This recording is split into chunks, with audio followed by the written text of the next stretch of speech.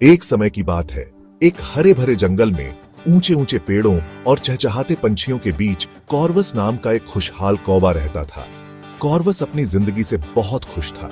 उसे आसमान में उड़ना, अपनी पंखों के नीचे हवा को महसूस करना बहुत पसंद था। हर सुबह वह जीवन की छोटी छोटी खुशियों के लिए आभार से भरे दिल से जागता था। वह अपने दोस्तों, अपनी उड़ान भरने की क्षमता और जंगल में मिलने वाले स्वादिष्ट फलों को बहुत पसंद करता था। एक दिन जब कॉर्वस एक चमकदार झील के ऊपर से उड़ रहा था, उसने एक सुंदर हंस को पानी पर आसानी से तैरते हुए देखा। हंस के पंख बिल्कुल सफेद थे और उसकी गर्दन लंबी और सुंदर थी। कॉर्वस ने इससे पहले कभी इतना सुंदर पक्षी नहीं देखा था। वह ईर्ष्या से खुद को रोक नहीं पाया। वह पास की एक शाखा पर उतर गया। उसकी निगाहें हंस की सुंदरता पर टिकी हुई थीं। काश मेरे पंख भी बर्फ जैसे सफेद होते, कॉर्वस ने आह भरी। उसकी बात सुनकर हंस ने अपना सिर घुमाया और शान से उसके पास आया। क्या बात है दोस्त? हंस ने पूछा।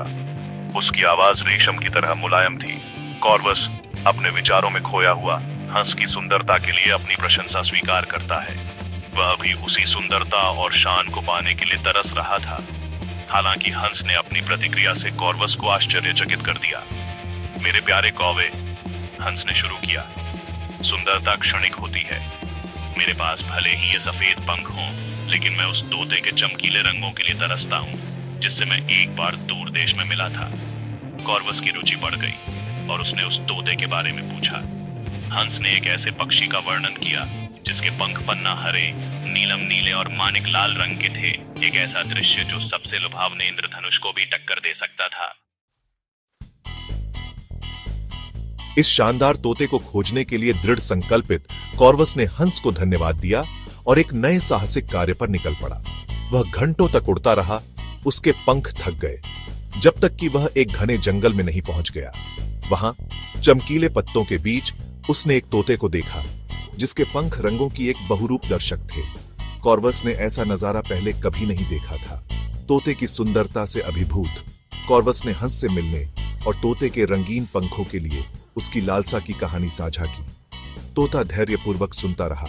उसका सिर एक तरफ झुका हुआ था। जब कॉर्वस ने अपनी बात समाप्त की तो तोते ने आह भरी और स्वीकार किया।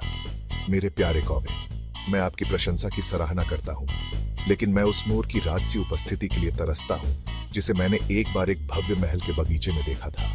तोते ने मोर के इंद्रधनुषी नीले और हरे पंखों का वर्णन किया जो एक लुभावने प्रदर्शन में फैल सकते थे। नए उत्साह से भरकर कॉर्वस ने इस शानदार मोर को ढूंढने का फैसला किया। वह कई दिनों तक उड़ता रहा। आखिरकार महल के बगीचे में पहुंच गया। वहां गर्व से इठलाता हुआ मोर था। उसके पंख रंगों के चक्काचौंध भरे प्रदर्शन में फैले हुए थे। कॉर्वस ने इतना लुभावना कुछ भी पहले कभी नहीं देखा था। वह मोर के सामने उतरा, उसकी सुंदरता पर अचंभित था। मोर ने कौवे की प्रशंसा को देखते हुए एक गहरी गुंजायमान आवाज में कहा, बताओ छोटे कौवे, तुम मुझे इतनी ईर्ष्या से क्यों देखते हो? कॉर्वस ने नम्रतापूर्वक अपनी यात्रा और हंस और तोते के साथ हुई मुलाकातों को स्वीकार किया। उसने मोर के शानदार पंखों के लिए अपनी लालसा व्यक्त की। हालांकि मोर धीरे से मुस्कुराया और कहा, मेरे प्यारे कॉर्वस, मेरे पास भले ही यह बाहरी सुंदरता हो, लेकिन मैं इस बगीचे तक ही सीमित हूं। तुम्हारी तरह आसमान में उड़ने की आजादी के लिए तरस रहा हूं। मोर ने समझाया कि असली खुशी बाहरी रूप में नहीं, बल्कि अपने अनोखे गुणों और आजादी की सराहना करने में है। कॉर्वस को मोर की बातों में सच्चाई का एहसास हुआ। वह समझ गया कि खुद की तुलना दूसरों से करने से उसे केवल दुख ही मिलता है। उसके पास कुछ अनमोल था जिसके लिए हंस, तोता और यहां तक कि मोर भी तरसते थे, आजादी। उस दिन से कॉर्वस ने अपनी खासियत को अपनाया। वह आसमान में उड़ता रहा। उसका दिल अपने जीवन के लिए कृतज्ञता से भरा हुआ था। उसने सीखा कि असली खुशी अंदर से आती है, अपनी ताकत और अपने अस्तित्व की सुंदरता की सराहना करने से।